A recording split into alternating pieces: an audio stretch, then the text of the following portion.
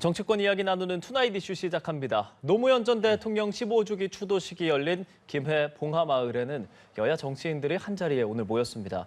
오는 28일 이뤄질 해병 특검법 재표결을 앞두고 여야는 이른바 편지 정치에 나서며 신경전을 이어가고 있는데요. 오늘 정치권 이슈들 두 분과 이야기 나눠보겠습니다. 김현주 시사평론가, 이승훈 변호사 자리에 섰습니다. 안녕하십니까? 안녕하세요. 네, 안녕하십니까? 오늘 이야기 나눠볼 키워드 세 가지인데요. 먼저 첫 번째 화면으로 보여주시죠.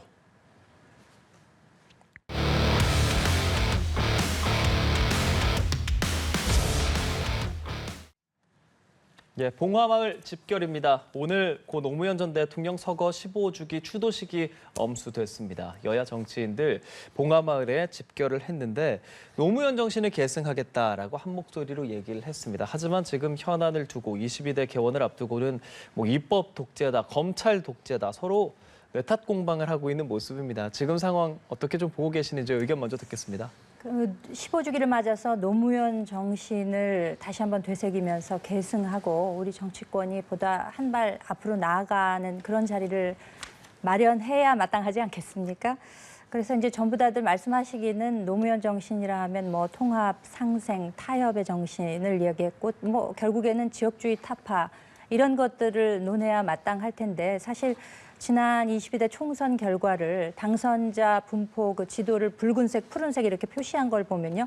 동서로 반으로 나뉜 것을 이번에도 역시 찾아볼 수가 있습니다. 아직도 지역주의라던가 또 진영 이런 것들이 그대로 남아있는 상황을 알 수가 있고 또 특히 노무현 대통령 재임 당시에 17대 국회 이래로 1당에서 의장을 차지하게 되면 2당에서 법사위원장을 가져가는 이런 좋은 관행도 만들어졌었는데 지난 21대 국회 때부터 이제 이것이 깨지기 시작해서 22대 국회 때는 전 상임위 독식 이런 이야기도 또다시 나오고 있는 상황이기 때문에 앞길이 상당히 암울하다라고 할 수 있을 것이고 그러니까 여야 할 것 없이 입으로는 노무현 정신을 계승하자고 하면서 현실에서는 그것을 전혀 구현하지 못하고 오히려 반대 방향으로 나아가고 있는 이 모습은 상당히 좀 희망이 없는 그런 상황을 보여주고 있는 것이 아닌가 그렇게 생각이 듭니다. 뼈아픈 질책을 좀 해주셨습니다. 사실 여야 마찬가지겠지만 민주당 입장에서는 더 노무현 정신이라는 말이 의미가 있을 것 같은데 현재 상황과 비교해서 어떻게 생각하고 계시는지요?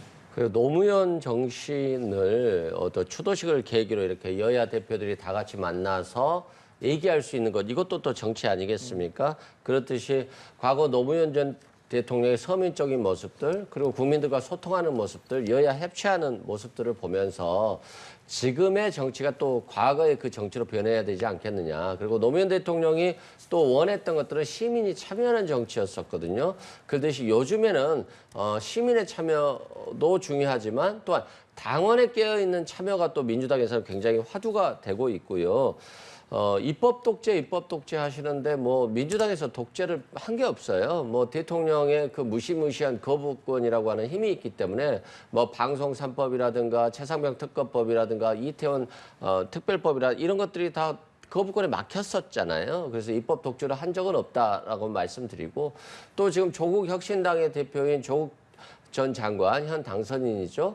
일가족이 검찰 수사를 받지 않았어요. 그리고 이재명 대표도 가족이 전체가 다 수사를 받았고요. 그렇기 때문에 검찰 독재는 심화되고 있고 이런 것들이 이제 여야 협치를 가로막는 장벽이었는데 그나마 처음으로 이제 여야 영수회담이 있었잖아요. 그 영수회담은 그 정신을 살려서 연금 개혁이라든가 여러 가지 개혁 입법으로 입법 독주라기 하기보다는 여야가 좀 합의 있는 정치들을 좀 이끌어 주셨으면 좋겠다 이런 말씀드립니다. 알겠습니다. 이제 현안에 대해서 두 분과 이야기 본격적으로 좀 나누게 될 텐데 해병 특검법 여야 공방 계속 벌이고 있습니다. 민주당에서는 정부의 폭주 막기 위해서 특검법 관철하자라고 얘기했고 국민의힘에서는 이거는 탄핵까지 운운하고 있는 지금 민주당 상황을 완전하게 비판하고 있는 지금 이 강대강 대치가 언제까지 이어지게 될까요? 21대 끝나는 날까지 계속되지 않겠습니까? 22대는 그보다 더 무시무시한 국면이 펼쳐지리라 또 많은 분들이 예상하고 있어서 좀 암울한 예상을 하게 되는데요. 사실 28일에 마지막 본회의 때 지금 그 해병대원 특검법 이것을 이제 재표결하는 데 있어서 여당 입장에서는 아무래도 이것을 좀 막으려 하는 것이고 또 야당 입장에서는 어떻게든 이것을 관철시키겠다.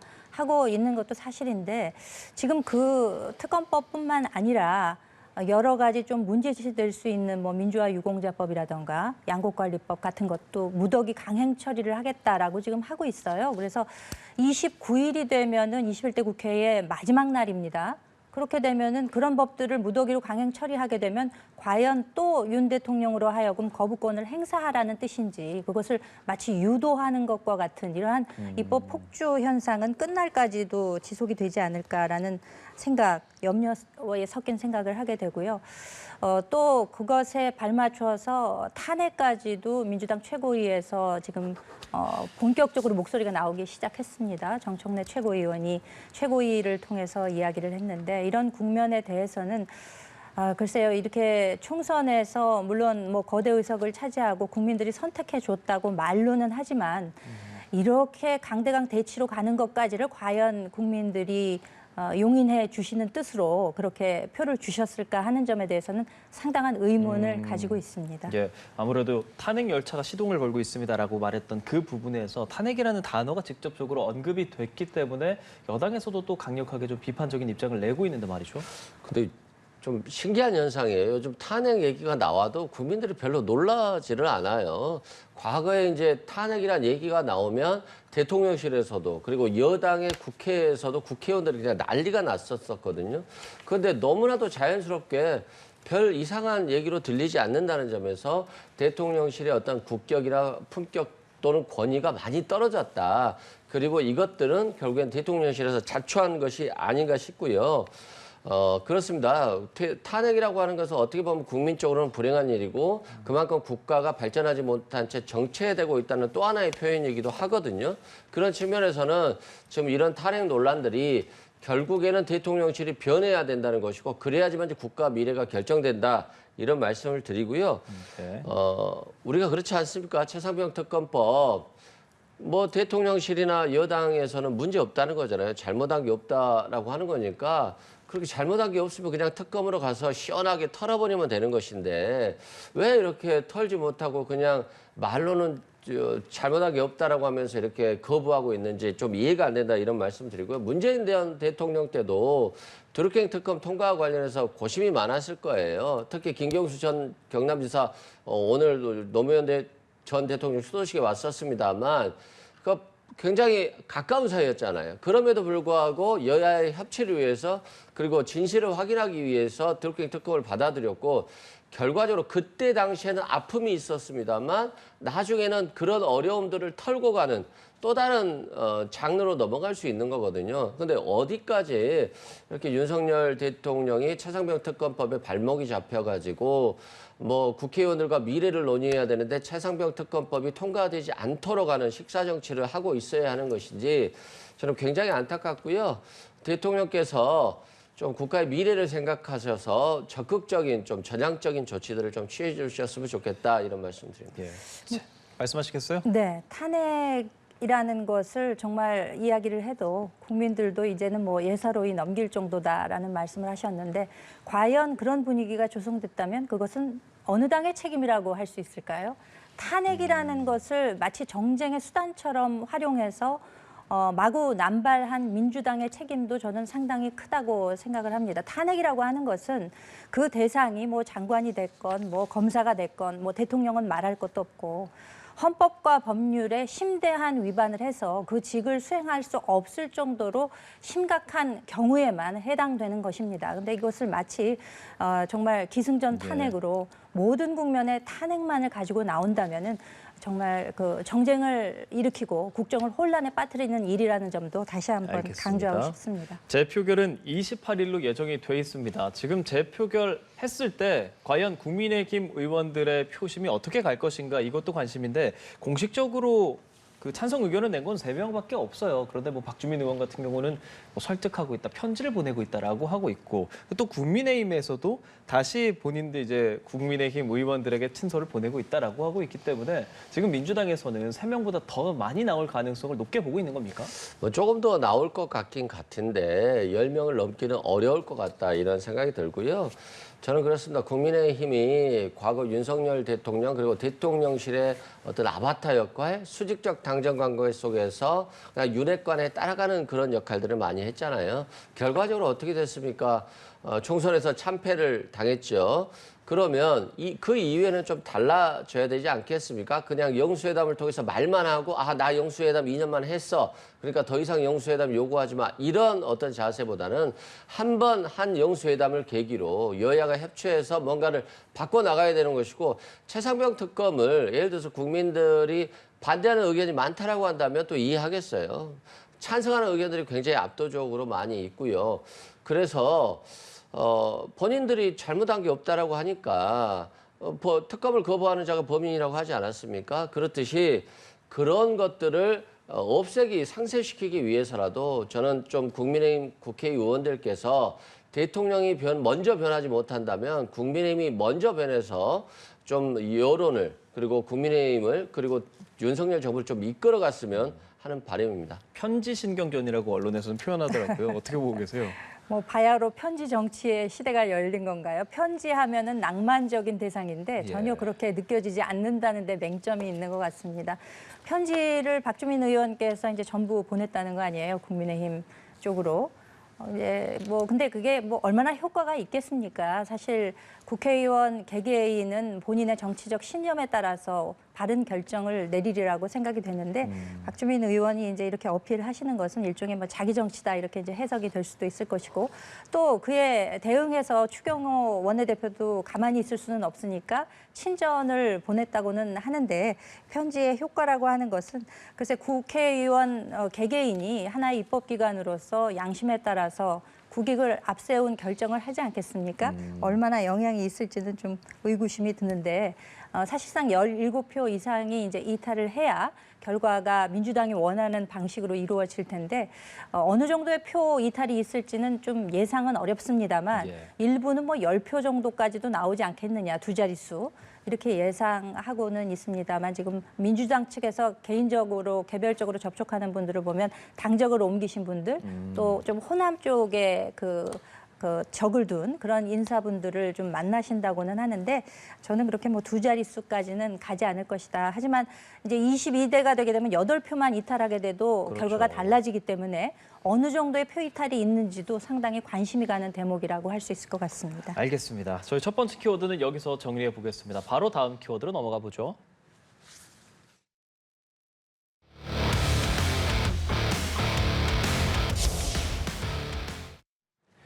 예, 문재인 찾은 황우여라고 키워드 제목 붙였습니다. 황우여 국민의힘 비상대책위원장 추경호 원내대표와 함께 문재인 전 대통령을 만났습니다. 양산 평산마을에 가게 된 거죠.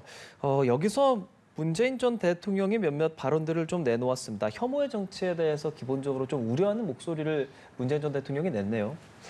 그렇습니다. 뭐 혐오의 정치 없어지는 게 굉장히 좋죠. 그리고 예전에는 좀 자제하는 분위기도 있었고 또 혐오스러운 발언을 했어도 뒤에서는 다시 화해하는 모습들이 있었는데 혐오의 정치를 하면서 계속 그냥 평행선을 가는 듯한 그런 모습이기 때문에 국민들의 불신도 더 커졌다 보시면 될 것 같고요. 그런 것들을 문재인 전 대통령께서 지적을 한 것이고 또 공교롭게도 최상병 특검과 김건희 여사 특검에 대해서 계속 하겠다라고 민주당이 밀어붙이니까 또 갑자기 문다혜 씨, 그러니까 문재인 전 대통령의 딸에 대해서도 뭐 수사가 진행되고 있고 그런 것들이 수사 정보가 실시간으로 흘러나오는 것들을 보면 여전히 윤석열 정부가 집권 3년 차가 됐음에도 불구하고 검찰 권력을 이용해서 자신들의 어떤 위기를 돌파하고자 하는 그런 검찰 권력을 이용하는 정치를 하고 있다는 측면에서는 저는 굉장히 나쁘고 한편에서는 문재인 전 대통령께서 그런 얘기도 하신 게 아닌가 저는 싶습니다. 예, 이렇게 만남을 갖는 그 자체에 대해서는 어떻게 평하시겠어요? 저는 좋다고 생각해요. 저는 이재명 대표와 윤석열 대통령이 만났을 때 2년 만에 만난 거잖아요. 예. 그래서 그나마 다행이다 했는데 문재인 전 대통령에 대해서 여당의 대표들이 한 번도 가지 않았다는 걸 또 새삼스럽게 알게 됐습니다.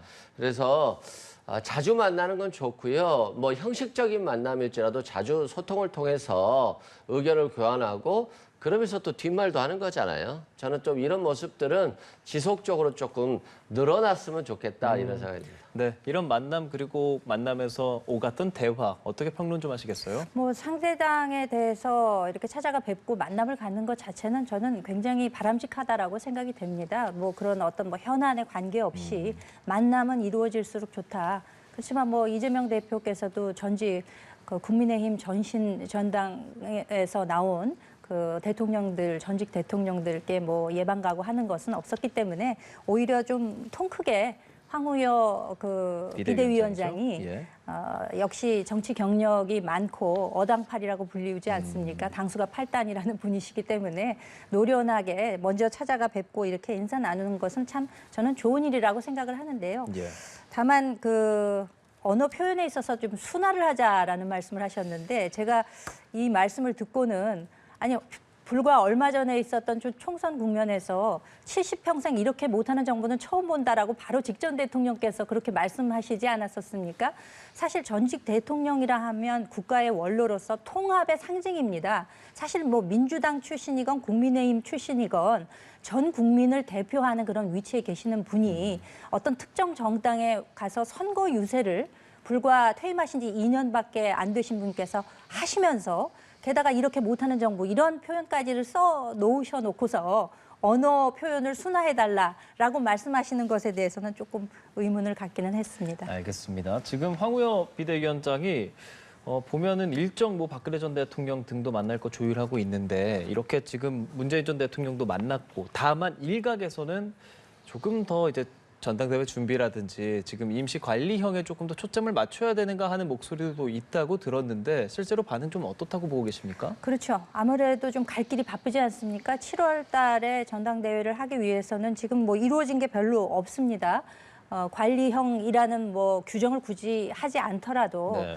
룰도 결정을 해야 되고 뭐 지도 체제에 관한 이야기들도 나오고 있고 또 백서도 언제 출간할 것인지 뭐 이런 문제들에 대해서도 좀 결과물을 내놓는 것에도 속도감을 좀 높여야 되지 않나라는 생각을 해보게 됩니다. 그렇기 때문에 지금 물론 뭐 당 대표의 위치에 계시기 때문에 또 상당한 경력을 가지고 계시는 중진이시기 때문에 여러 행보를 보이는 것은 좋기는 하나 예. 지금 본래 해야 되는 일 여기에도 좀 속도감이 높아져야 되지 않을까라는 생각은 있습니다. 황우여 비대위원장이 열심히 발로 뛰고 있는 이 상황에서 배경은 어디에 있다고 보고 계시는지요? 저는 좀 여유를 갖는 것 같아서 좋았어요. 왜냐하면 윤석열 대통령도 그냥 뭐 경로한다라고 하는데 화를 자주 내시는 것 같아요. 그리고 한동훈 전 비대위원장도 비대위원장 하면서 말을 하면 그냥 너무 쉼이 없어요. 근데 황우여 전 비대위원장 어차피 한 두세 달만 하다가 그만둬야 될 분이시지만 그 짧은 기간이지만 좀 여유가 있어 보이고 전직 대통령도 만나면서 어떤 좀 분위기, 경색된 분위기를 그냥 자연스럽게 풀어주는 듯한 느낌이 들기 때문에 역시 좀 어당팔이 아닌가 싶고요. 좀 이게 이제 여의도 문법일 수 있거든요. 대통령이 여의도 문법을 좀 벗어나야 된다라고 했는데 오히려 저는 지금 보면 서초동 문법보다는 여의도 문법이 더 낫지 않나라는 생각이 들고요. 그렇습니다. 자주 만나야 되듯이 오늘 이재명 대표가 연금개혁 관련해서 21대 국회에서 끝내자. 라고 하셨는데 영수회담을 또 제안하셨어요. 이런 것들도 결국에는 서로 간에 핸드폰으로 통화해가지고 좀 적극적으로 국민의 민생 문제에 대해서는 빨리빨리 해결하고 넘어가는 그런 모습들을 보였으면 좋겠습니다. 알겠습니다. 여의도 문법이라는 얘기해 주셨는데 그전에 여의도 사투리라고 이야기했었던 게 이제 한동훈 전 비대위원장이 얘기했었던 거거든요. 그렇죠. 장관 시절에.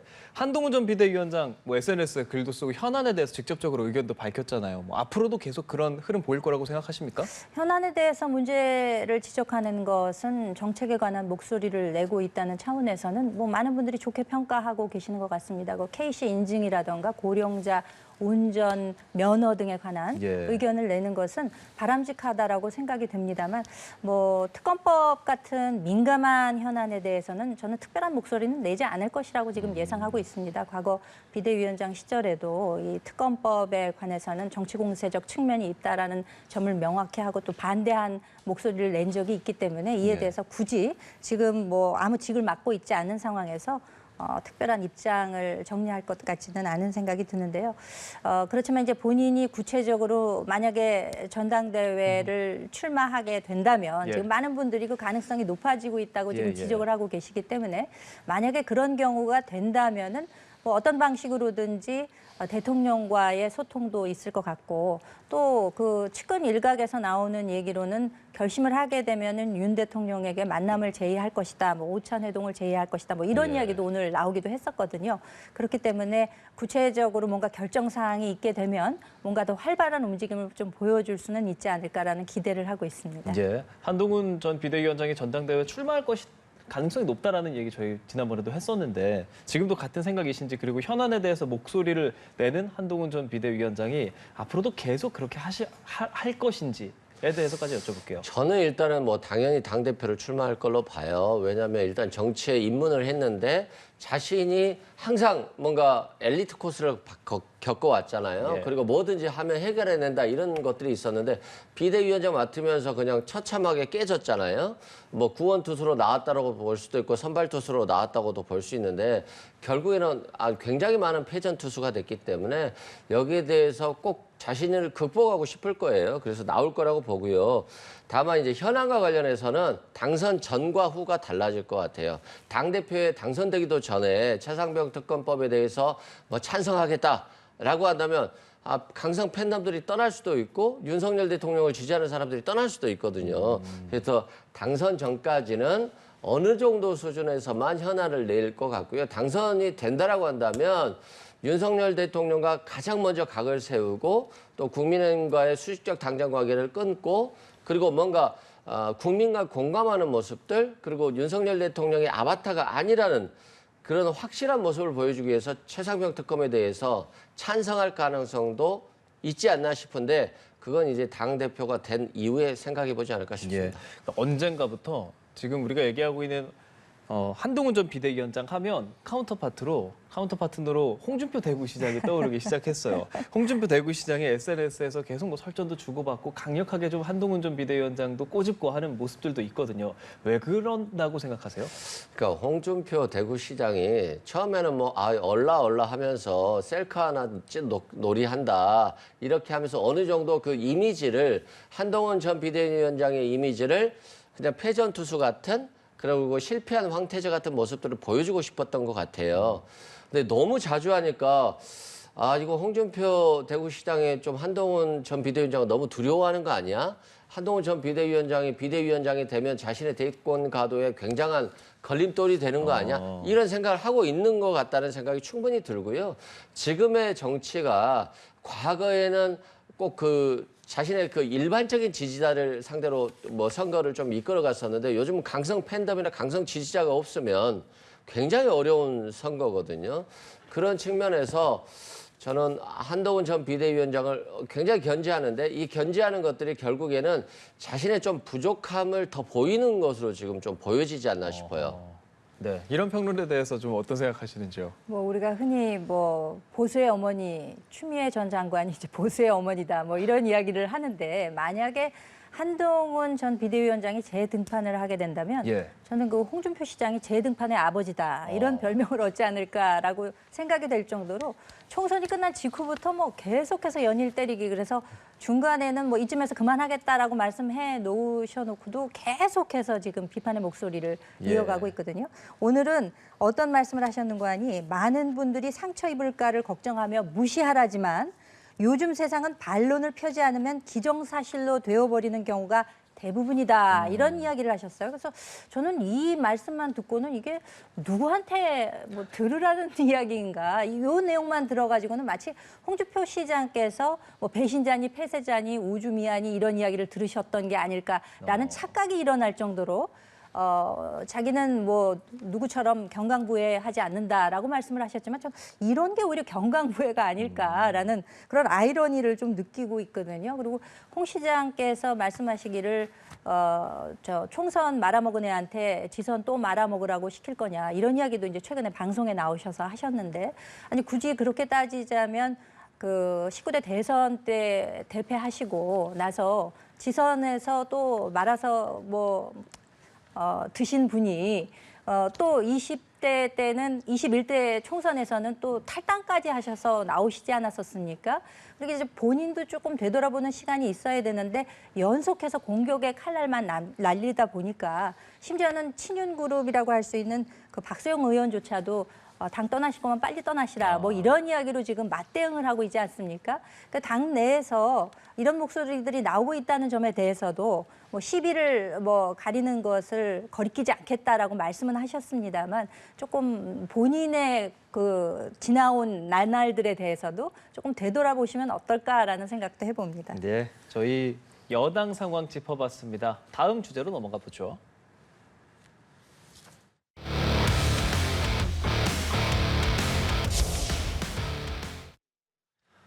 연금 영수회담 제안 세 번째 키워드입니다. 이재명 대표가 SNS에 연금 개혁 관련한 글을 올렸는데 정부 여당이 결정만 하면 연금, 국민연금 개혁안 처리할 수 있다라고 하면서 윤석열 대통령에게 관련해서 영수회담도 제안을 했습니다. 내용 좀 이야기 어떻게 생각하고 계시는지요? 네, 그러니까 이재명 대표가 보험 인상률에 대해서는 한 13% 정도, 그리고 소득 대체율은 45% 정도로 이렇게 합의를 하자라고 이제 제안을 했고, 대통령과의 영수회담까지도 할 수 있다라고 한다면 만나서 이번 21대 국회에 정리하자라고 하는 거잖아요. 굉장히 좋은 의견을 제시했다라고 생각되고요.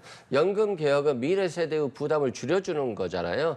지금 현재의 연금 상태로는 미래 세대가 모든 책임을 다 떠나야 될 상황이기 때문에 꼭 필요한 것이고, 결국 이러한 중대 사안에 대해서는 여야가 협의를 통해서 해결하는 것이 좋다라고 말씀드리고요.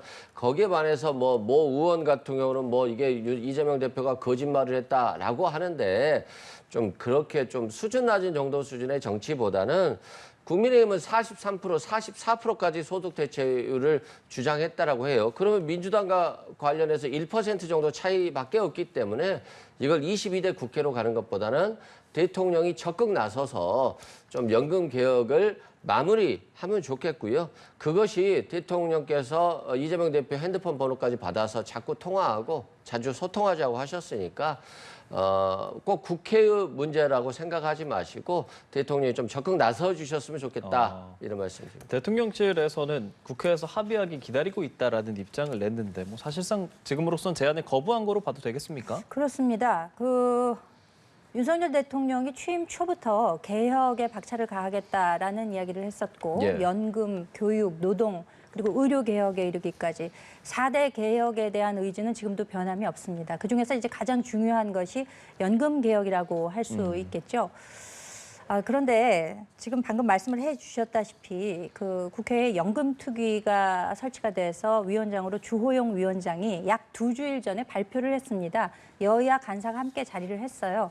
그러니까 조금 내고 많이 받고 싶은 것이 일반 사람들의 심정이지만 지금 연금의 재정 건전성을 생각할 때는 어느 정도는 많이 내고 그러면서도 조금 낮추더라도 될 수 있으면 많이 받는 방안, 이것에는 합의를 했는데 말씀하셨다시피 그 보험 요율의 경우에는 기존 9%에서 13%로 올리는 것에 합의가 됐습니다. 그런데 국민의힘에서는 43%, 그러니까 소득 대체율, 임금 대비 소득 대체율을 43% 받는 것을 네. 43%로 주장을 했고, 민주당에서는 45%를 주장을 했습니다. 그러면 43대 45면 상대방에서 일식 양보해서 44로 하면 되겠네라는 생각을 누구나 쉽게 하지 않습니까? 그래서 지금 유경준 의원이 여당 간사였는데 그렇죠. 44%를 제안을 했음에도 민주당이 이것을 거부해서 이것이 1% 때문에 결렬이 됐다는 것을 이미 발표를 했습니다. 그런데 오늘 이재명 대표가 갑자기 원포인트 이걸로 만나자라고 하시면서 정부 안도 45%라는 이야기를 하셨어요. 이거는 숫자에 관계되는 문제인데 국민을 기망하는 행위죠. 아니 45%라는 말을 국민의힘에서 한 적도 없고 대통령실에서는 여야가 연금특위에서 이 내용을 결과로서 가지고 오게 되면 이것을 받아들일 텐데, 아니 이렇게 되면은 이거 뭐 어떻게 하라는 얘기인 것인지, 왜냐하면은 이것이 만약에 부결될 경우 대통령실에서 거부했다, 우리는 하려고 했다 이렇게 얘기하는 것이고, 가결이 될 경우는 우리가 개혁에 더 앞장섰다라고 하면서 양손에 떡을 쥐고 한쪽 손에 떡을 지금 어떻게 하면 될까라는 생각을 하시는 것 같은데, 이건 대단히 바람직하지 못한 일이다라는 말씀을 확실히 드리겠습니다. 알겠습니다. 지금 야당 상황에 조금 더 가장 좀 많이 나오는 말들은 아무래도 당원권 강화라고 할 수 있을 것 같습니다. 워크숍도 다녀왔잖아요. 1박 2일로. 당원권 강화라고 하면 어느 정도까지 얘기하고 있는 걸까 싶기도 하고 이재명 대표가 그 차 안에서 유튜브 라이브 한 거 보니까 당원 2만 명 탈당했다는 얘기도 직접 거론하시고 또 SNS에 편지 형식으로 또 글도 올리시고 하는데 과연 얼만큼 생각하고 있는 겁니까? 그러니까 최근에 민주당의 기류를 보면 당원들이 뭐 100만 명, 200만 명 이렇게 굉장히 권리당원만 해도 이렇게 많이 늘어나고 있고요. 일반 당원까지 합치면 지금 뭐 5만 명이라는 얘기가 나올 정도로 당원들의 역할이 굉장히 중요하거든요. 그리고 특히 강성당원 그리고 팬덤 정치를 이끌어가는 분들은 예를 들어서 추미애 당선자가 국회를 잘 이끌어갈 것 같다. 그래서 국회의장으로 만들어야 된다라고 강하게 주장을 하고 그것들이 그 주장이 관철되지 않으니까 2만 명 가까이 탈당을 했다는 거잖아요. 예. 이건 민주당 당대표 입장에서 보면 굉장히 심각한 것이거든요. 뭐 이런 것들을 뭐 2만 명 정도 탈당하는 거 어때? 라고 볼 수도 있습니다만 반대로 왜 우리 당원들이 이 민주당 의원들의 국회의장 선출과 관련해서 실망을 할까라고 하는 것들을 더 적극적으로 바라보고 당원들한테 친정까지 보내면서 뭐 우원식 의원의 당선이 잘못됐다라기보다는 당원들의 마음을 좀 더 해야 될 테니까 더 열심히 해보자. 그래서 탈당하지 말자.